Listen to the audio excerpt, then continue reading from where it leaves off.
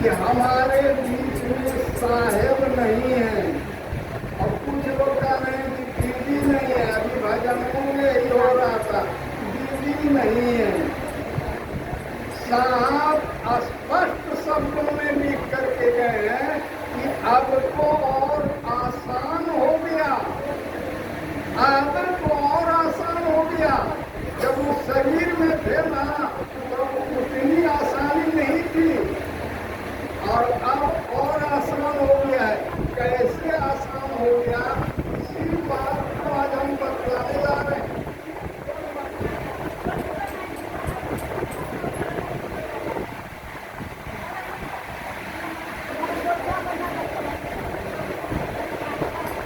आज तो हम लोगों को थोड़ी बात करनी चाहिए साहब के संबंध में और दीदी के संबंध में बात करनी। बराबर साहब और दीदी में झगड़ा हुआ करता। आप लोग भी पति पत्नी झगड़ जाते हैं। अब किस बात का झगड़ा?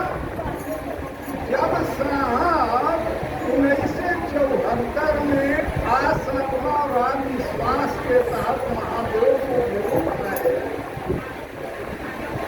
और 75 में 1 साल के बाद जब दीदी से बोले कि हमको महादेव को गुरु बना दिए, तब दीदी कहती है आज आप महादेव को गुरु बनाए हैं, हम तो बचपने से बना दिए हैं। आप लोग भी, हम जानते हैं कि आप लोग भी बड़े बचपन से ही महादेव की पूजा को करते आए हैं। ये कोई छिपी छुपाई बात, महादेव की पूजा खास करके महिलाएं हैं तो बड़े बचपन काल से ही पूजा करते आए। जब सान्निध्य हुआ साहेब का और दीदी का 1972 में, यानी शादी हुई थी 1972 में। दीदी रहने वाले थे कहाँ? चतरा जिला के मनातू गाँव में, और साहेब रह रहे हैं सिवान के अरमोरी गाँव में। लेकिन ऐसा संयोग हुआ, ये तो आगे देखा है साहब, इसके साथ इसका संबंध जुड़ जाएगा कहना मुश्किल। और जब दोनों एक जगह हुए, साहेब कह रहे हैं कि हम महादेव के गुरु बनेगी थी, और दीदी कहेंगी ये कोई बात हुआ? अरे हम तो महादेव को गुरु बड़ी पहले ही से बनाए हुए, उनको पूजा हम बचपन काल से ही किया है, तो हम आपसे भी आगे हैं। कहें कि हाँ हो सकता है, शायद कहें हो सकता है। सच माने में अगर कहिए तो दीदी का चरित्र बिल्कुल नर्मदा नदी की तरह पवित्र, बिल्कुल गंगा के जल के समान साफ निर्मल, जो अपने गुरु भाइयों को, गुरु बहनों को स्नेह दिया करते थे, प्रेम दिया करते थे, अपना पेट काट काट करके लोगों को खिलाया करता था।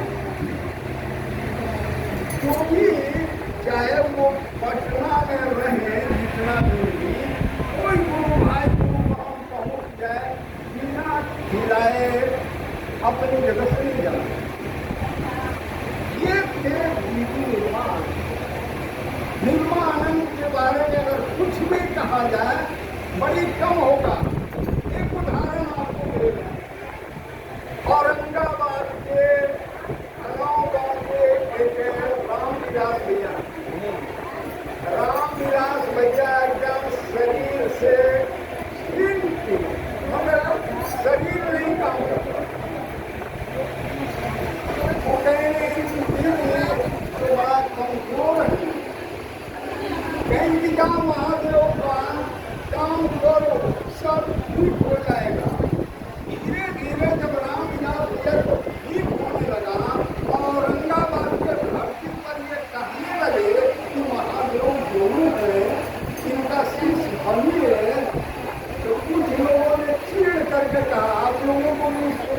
क्या होगा? क्या महादेव खाना दे देता है, फायदा दे देगा? महादेव करते रहते हो। तो लोगों ने कहा हे रामलीला, उसका शरीर को कमजोर देख के कि हम जाने कि तू दरोगा हो जाएगा। लोग कहा महादेव महादेव करी कहा तू दरोगा हो जाएगा की बख्तिया बड़ा उनको जीव लेगा किया रामलीला हो जाए। वो जाके किसी से बोल रही ये देखिएगा, हम तो जो कह रहे हैं कि महादेव गुरु हैं, उनका शिष्य बना जा सकता है, शिष्य बनिए तो लोग और भाग प्रधान करते हुए ये कहते हैं कि का महादेव के गुरु बनेगा से कुछ दरोगा बन जाएगा। दीदी को दिल में कुछ लगा और कहिए रामलीला या स्टेशन के बगल में इंजीनियर रोड बा और अकेले में दरोगा के पोशाक मिलत तो प्लेन के घूमना घूम जा कि हम दरोगा बन गए। आप लेकर बोल रहे हैं सरकार कपड़वा देने से हम दरोगा हो गए। साहेब वहीं पर बैठे हुए कहीं जाऊँ रामलीला आरम निकला हुआ है कि भाग दे, उससे मालूम ने अब दरोगा हो गया। यानी दीदी का एक एक शब्द एक एक वाणी चरितार्थ होगा। हम एक और बात बताने जा रहे हैं, बताएंगे थोड़ा बाद में कि कैसे चरितार्थ होता है, उसको करके तो देखिए। नहीं विश्वास है आप करके देखिएगा, आपको जीवन में मिलेगा तब बोलिएगा कि सच माने में भी बात ऐसा है। अब देखिए कि रामलाल भैया जो है फार्म भरते हैं और दोनों भाई दरोगा का फार्म भरते हैं और दौड़ लगाते हैं। इतना शरीर कमजोर था, लेकिन रामलाल भैया कहते हैं कि लगा एकाएक जो मैं पीछे दौड़ रहा था, लगा कि कोई पीछे से हमको मदद किया और सबसे आगे निकल गए। और वो DSP से शिकायत किए, आरती के लिए आए थे, रोटी करने के आए थे और जगह जगह चलता नहीं था। ये हालात में दीदी के कही हुई बात कभी खाली नहीं गया। एक और औरंगाबाद के ये आप लोग कुछ लोग जानते होंगे, शिवपूजन भैया को जानते हैं आप लोग? शिवपूजन भैया वो मिर्गी का रोग, देखिए मिर्गी आता था जी। लोग कहा भीड़ में मत जाओगे, नदी तालाब पर नहीं जाओगे, आग जहाँ जल रहा है वहाँ नहीं जाओगे, गाड़ी मत चलाओगे। दिल्ली से देखला नहीं, बनारस पटना सारा जगह देखला दिए, कहीं से ठीक नहीं हुआ। और जब वही पटना में दिल्ली के पास गए, साहब के पास गए, तो ये अपनी बात रखी कि ऐसा ऐसा होता है। दीदी बहन के बबुआ महादेव के गुरु नहीं बा, अब तो खखन है, लाचारी है, विवस्था है। कहीं कि हाथ हमको महादेव के गुरु बनाए, कहीं कि जा महादेव महादेव कर और गाड़ी कहलक से डॉक्टर जी चला के ना चलावे जाना हाँ वहाँ तो अब पटना से तो औरंगाबाद गाड़ी चला के जाकर आज भी वही शिवपूजन भाई हैं जो खूब चर्चा करते हैं, हर जगह महोत्सव में जाते हैं। देख लीजिए कमाल, वो दीदी की बात थी, कोई साधारण सी बात नहीं थी। और जब अंतिम समय दीदी का स्वास्थ्य ठीक नहीं चल रहा था, जब औरंगाबाद में महोत्सव हो रहा था, साहब मना कर रहे हैं ये नीलम तू मत जा, वहाँ हमारा वो बेटवा बा और वो महोत्सव रख देगा, हम वहाँ कैसे जाए।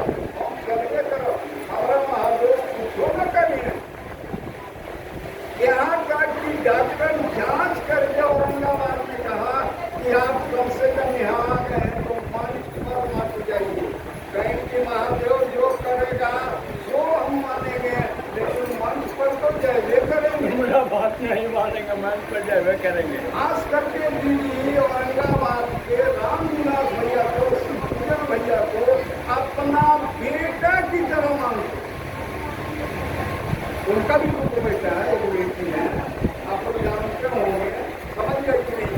फिर भी इन लोगों को अपना बेटा की तरह मंच पर गए और उन्होंने एक चीज कहा था, बातों का दिमाग में रखना है तो रख लीजिए, मैं रहूं या ना रहूं, सीधे कह रहे हैं कि दीदी रहती है, अभी आपके बीच में है, साहब भी आपके बीच में है, भूल जाइए कि वो नकल छोड़ती है, शरीर भले नहीं है लेकिन उनका शिव शिष्टा के कार्यों में संलग्न रहते हैं। साहब और दीदी को उल्लंघन नहीं करना, उल्लंघन करो उसका परिणाम गलत।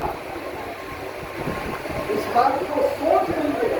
उन्होंने कहा था मंच से कि मैं रहूं या ना रहूं शिव शिष्य के कार्यों में या किसी भाई बहन को विकट परिस्थिति में